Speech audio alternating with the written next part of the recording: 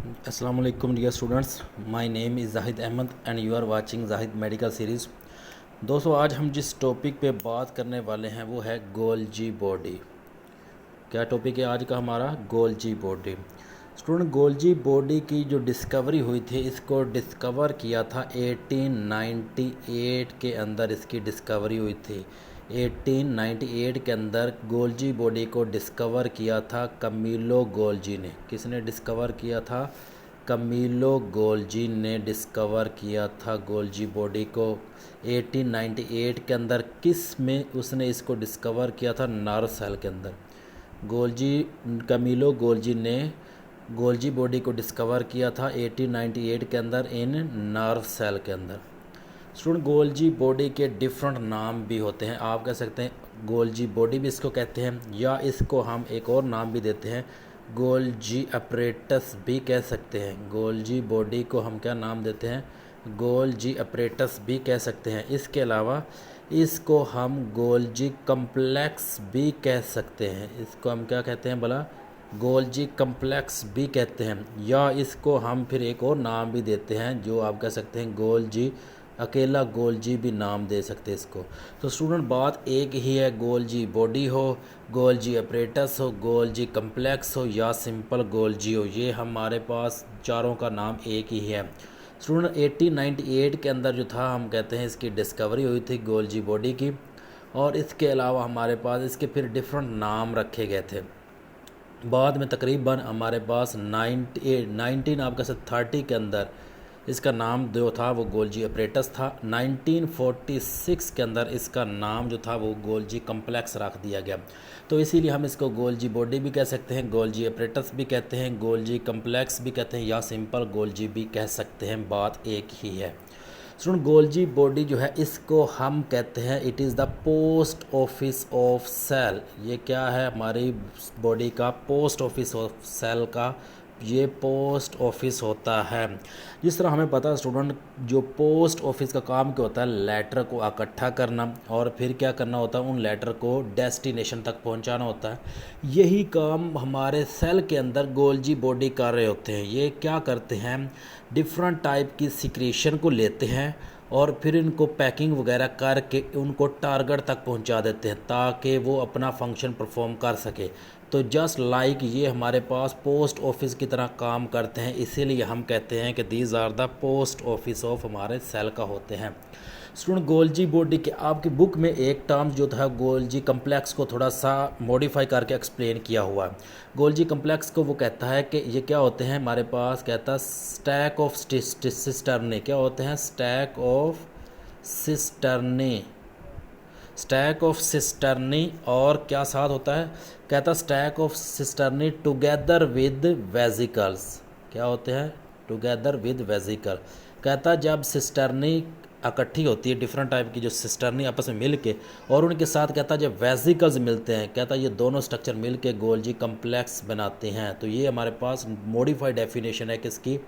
Golgi complex की होती है। स्टूडेंट, स्टैक ऑफ सिस्टर्नी का मतलब क्या है? अगर आप देखें, हमने एंडोप्लाज्मिक रेटिकुलम को पढ़ा था। एंडोप्लाज्मिक रेटिकुलम को जब हमने पढ़ा था तो हमने कहा था एंडोप्लाज्मिक रेटिकुलम की जो सेल मेम्ब्रेन होती है, वो जो एंडोप्लाज्मिक रेटिकुलम को कवर किया होता है जिसने, उसको हमने क्या नाम दिया था? सिस्टर्ने। क्या नाम दिया था भला? सिस्टर्ने। और हमने कहा था कि एंडोप्लाज्मिक रेटिकुलम में सिस्टर्नी क्या करती है? जो कंटेंट प्रेजेंट होते हैं एंडोप्लाज्मिक रेटिकुलम को, उसको मिलने नहीं देती विद साइटोप्लाज्म के साथ। तो स्टूडेंट्स, यही हमारे पास सिस्टर्नी जो होती है, मतलब ये होता है कि स्मूथ एंडोप्लाज्मिक रेटिकुलम जो होता है, हमें पता है स्मूथ एंडोप्लाज्मिक रेटिकुलम का एक फंक्शन था कि वो ट्रांसपोर्ट करवाता है मटेरियल्स को। तो सिमिलरली स्टूडेंट्स होता कुछ यूँ है कि हमारे पास जो भी मटेरियल, अगर आप देखें, जो भी मटेरियल स्मूथ एंडोप्लाज्मिक रेटिकुलम से ट्रांसपोर्ट होगा वो कन्वर्ट होता है किसके अंदर? वेजिकल्स के अंदर। किसके अंदर कन्वर्ट हो जाता है? वेजिकल्स के अंदर। स्टूडेंट्स, वेजिकल्स की ऊपर वाली कवरिंग जो होती है हमारे पास, वो क्या होते हैं? सिस्टर्नी, उसने उसको कवर किया होता है। तो होता कुछ यूँ है कि डिफरेंट टाइप के सिस्टर्नी आपस में मिलते जाते हैं। स्टैक होते जाते हैं, इकट्ठे होते जाते हैं, और जब ये मैनी टाइप के सिस्टर्नी जो होते हैं आपस में इकट्ठे हो जाते हैं तो हमारे पास क्या बन जाता है, गोल्जी बॉडी बन जाती है। स्टूडेंट गोल्जी बॉडी के अगर हम स्ट्रक्चर को देखें तो गोल्जी बॉडी के स्टूडेंट दो फेज़ होते हैं। गोल्जी बॉडी के कितने फेज़ होते हैं, अगर हमारे पास स्ट्रक्चर को देखें तो गोल्जी बॉडी के स्टूडेंट्स दो फेज़ होते हैं। याद रखना आपने, गोल्जी बॉडी के हमारे पास दो फेज़ होते हैं। स्टूडेंट एक फेज़ वो फेज़ जिसमें हमारे पास क्या होता है, स्मूथ एंडोप्लाज्मिक रेटिकुलम से वेजिकल जो होते हैं, स्मूथ एंडोप्लाज्मिक रेटिकुलम से जो वेजिकल होते हैं वो किसकी तरफ जाते हैं, गोल्जी बॉडी की तरफ जाते हैं। मतलब वो फेज़, वो साइड जिस साइड से जो एंडोप्लाज्मिक रेटिकुलम से वेजिकल जो होंगे वो गोल्जी बॉडी की तरफ जा रहे होंगे, उस फेज़ को कहते हैं हम सिस फेज़। क्या कहते हैं भला, it is called cis phase.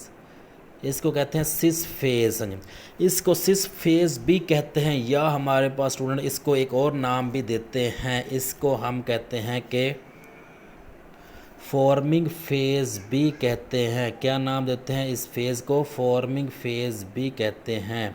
तो सिस फेज़ भी हो सकता है, इसको हम फॉर्मिंग फेज़ भी कहते हैं, या फिर इसको एक और, ये नेचर जो इसकी होती है हमारे पास सिस फेज़ की और फॉर्मिंग फेज़ की, इसकी नेचर जो होती है वो कन्वेक्स होती है। कौन सी नेचर होती है, कन्वेक्स नेचर होती है। जबकि हमारे पास वो साइड जिससे ये वेजिकल जो होंगे, ये वेजिकल जो होंगे वो गोल्जी बॉडी से बाहर ट्रांसपोर्ट हो रहे होंगे, उस साइड को हम कहते हैं ट्रांस फेज़।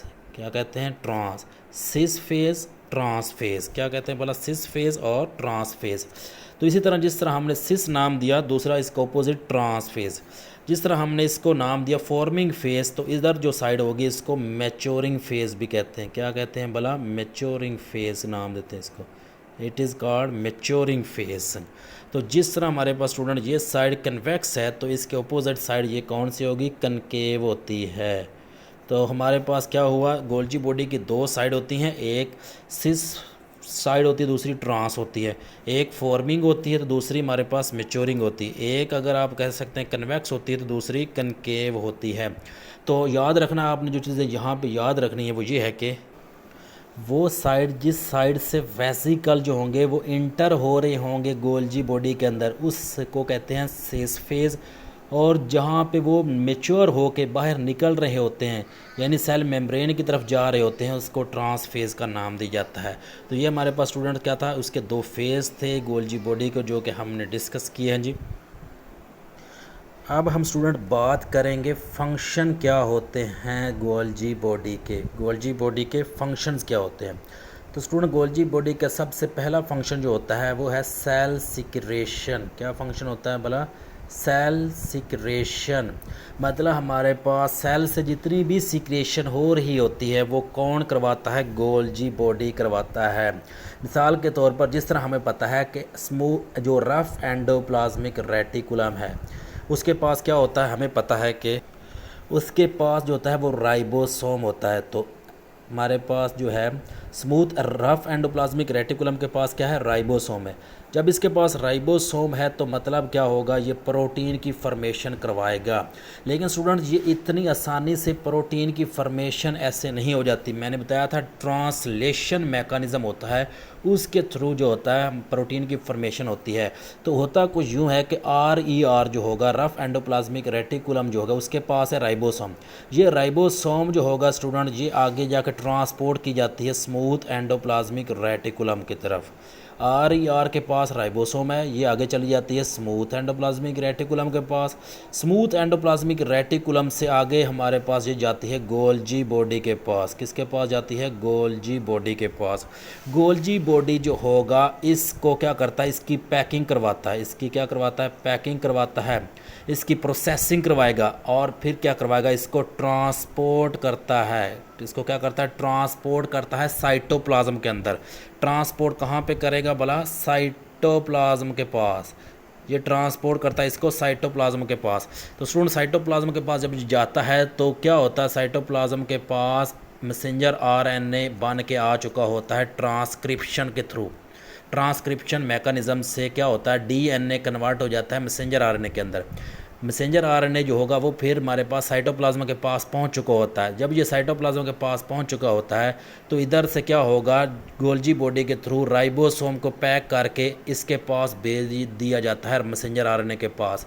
और क्या होता है हमारे पास राइबोसोम फिर क्या होगा, मैसेंजर आरएनए के साथ अटैच हो जाती है और फिर ट्रांसलेशन मैकेनिज़्म हो जाता है। ट्रांसलेशन मैकेनिज़्म के थ्रू क्या होगा, प्रोटीन बन जाती है। तो हमारे पास स्टूडेंट पहला काम क्या, सेल की सिक्रेशन भी कौन करवाता है, ये भी गोल्जी बॉडी का ही काम है। इसके अलावा हमारे पास जो सेकंड फंक्शन होता है वो हमने पहले पढ़ चुके हैं कि इसका क्या होता है, पैकिंग करवाना होता है मटेरियल की। मटेरियल को क्या करवाता है, उसकी पैकिंग करवाता है, प्रोसेसिंग करवाता है। मटेरियल की पैकिंग, प्रोसेसिंग एंड ट्रांसपोर्ट करवाना होता है मटेरियल को टारगेट की तरफ। ये किसका फंक्शन है हमारे पास, गोल्जी बॉडी का। तो ये पूरे का पूरा फंक्शन जस्ट लाइक होता है पोस्ट ऑफिस की तरह, इसीलिए हम इसको कहते हैं कि ये पोस्ट ऑफिस ऑफ सेल होता है। इसके अलावा थर्ड फंक्शन अगर हम स्टूडेंट बात करें तो हम ये कहते हैं कि ये क्या करवाता है, मॉडिफिकेशन करवाता है। क्या करवाता है भला, ये मॉडिफिकेशन करवाता है।